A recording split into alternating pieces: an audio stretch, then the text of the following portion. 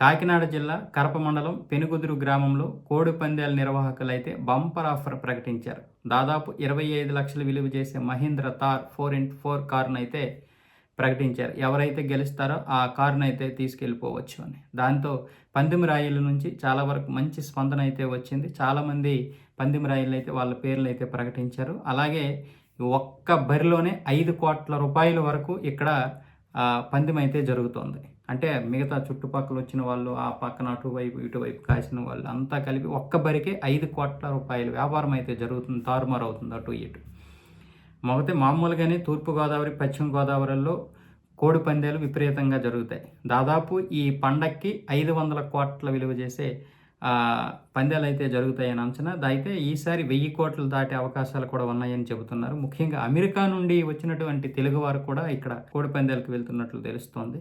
అయితే ఇప్పుడు విజయవాడలో కూడా కోడి పందాలు అయితే నిర్వహిస్తున్నారు. కృష్ణా జిల్లా మొత్తం చాలా దగ్గరలో ఈ కోడి పందాలు అయితే పెట్టడం జరిగింది.